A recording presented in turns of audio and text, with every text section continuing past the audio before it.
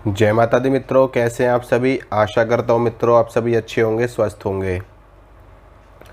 सुरक्षा को लेकर के हमारे मन में हमेशा संदेह बना रहता है कि कहीं कोई ऊपरी बाधा हमारे ऊपर, हमारे परिवार के ऊपर अटैक ना कर दे। कहीं कोई बुरी सोच वाला व्यक्ति हमारे ऊपर कोई तंत्र ना कर दे, कोई चौकी ना छोड़ दे, कोई कृत्या ना छोड़ दे, कोई मारण मूठ करनी, किसी भी प्रकार का तंत्र प्रयोग हमारे ऊपर ना कर दे। तो ऐसे में अपनी सुरक्षा करना और अपने परिवार की सुरक्षा करना बहुत ही ज़्यादा ज़रूरी हो जाता है। और सुरक्षा के लिए, अपनी सुरक्षा के लिए, अपने परिवार की सुरक्षा के लिए एक बहुत ही पावरफुल चीज़ मैं आज आपको बताने वाला हूँ। ये चीज़ इतनी ज़्यादा पावरफुल है ना कि आप इसको दूसरा ब्रह्मास्त्र कह सकते हो, आप इसको दूसरा नारायणास्त्र कह सकते हो, आप इसको दूसरा रुद्रास्त्र कह सकते हो, आप इसको दूसरा पाशुपतास्त्र कह सकते हो। बहुत ही पावरफुल चीज़ है। दुर्गा सप्तशती आप सभी लोग पढ़ते हो, नवरात्रों में पढ़ी जाती है। पढ़ने वाले लोग रोज़ भी पढ़ते हैं दुर्गा सप्तशती। तो दुर्गा सप्तशती का पाठ जहाँ से प्रारंभ किया जाता है, यानी कि पाठ विधि के बाद में कवच अर्गला कीलक का नाम आप लोगों ने सुना होगा। तो इसमें जो सबसे पहला पाठ है कवच का, माँ भगवती आदि शक्ति जगदम्बा का कवच है। और इस कवच को स्वयं भगवान ब्रह्मा ने मार्कंडेय ऋषि को बताया है। भगवान ब्रह्मा ने ही मार्कंडेय ऋषि को इस कवच की महिमा बताई है। और ये कवच इतना ज़्यादा पावरफुल है कि दुनिया की कोई भी शक्ति, कोई भी बुरी पावर, कोई भी नेगेटिव शक्ति आपका नुकसान कर ही नहीं सकती। बस इसको पाठ करने की एक प्रॉपर विधि आपको पता होना चाहिए। और इस पाठ को कैसे सिद्ध किया जाता है, अगर आप इसको नियमित रूप से पाठ करते रहेंगे तो इसको सिद्ध होने में थोड़ा सा समय लगेगा।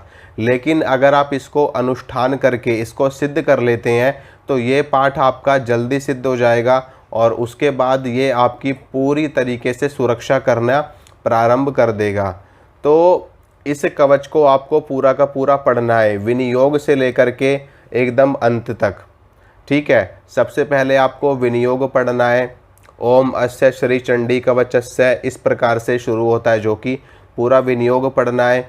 उसके बाद में माँ चंडिका देवी को नमस्कार, ओम नमः चंडिकाय, ये आपको पढ़ना है। उसके बाद में मार्कंडेय उवाच, यहाँ से आपको पढ़ना है। अगर आप इसको संस्कृत में नहीं पढ़ सकते, बहुत सारे लोग ऐसे हैं जिनको संस्कृत नहीं आती है, जो संस्कृत नहीं पढ़ पाते हैं, तो वो लोग हिंदी में पढ़ेंगे।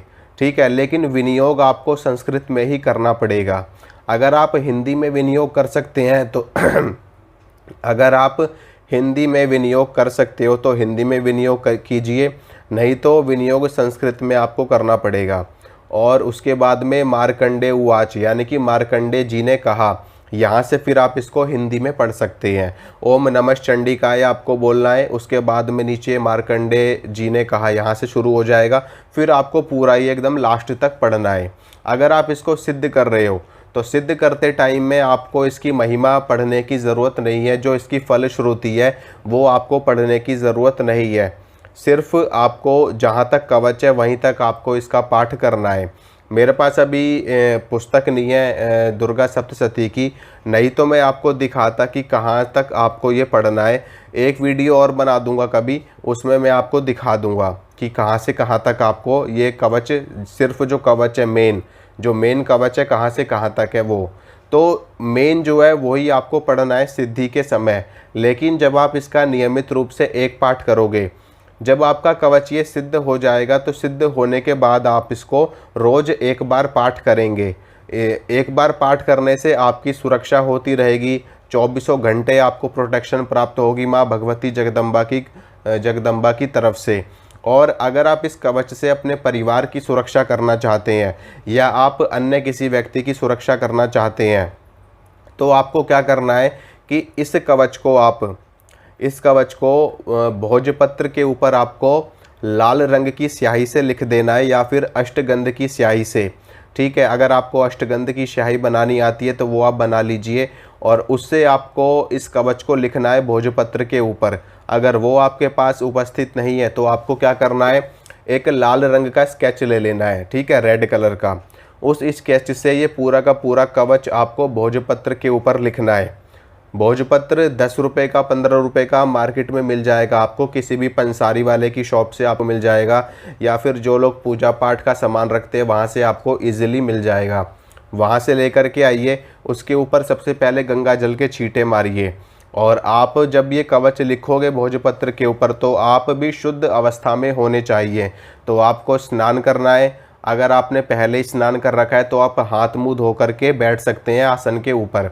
आसन के ऊपर बैठने के बाद में स्केच लेकर के भोजपत्र के ऊपर ये आपको पूरा का पूरा लिखना है कवच, जितना कवच है। ना तो आपको फलश्रुति लिखनी है, ना आपको विनियोग लिखना है, ठीक है, ना ही आपको ये लिखना है मार्कंडेय उवाच। जहाँ से कवच शुरू हो रहा है और जहाँ से कवच खत्म हो रहा है, महान रौद्र रूप से लेकर के अंत तक, वहाँ पर आपका कवच खत्म हो जाएगा। इतना आपको लिख देना है।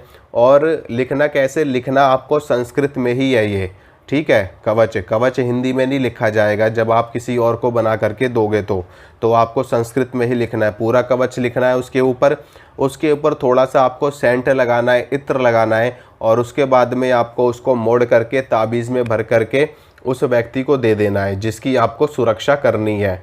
जो भी व्यक्ति इस कवच को धारण करेगा उस व्यक्ति की सुरक्षा सदा सर्वदा होती रहेगी जब तक वो व्यक्ति इसको धारण करके रखता है।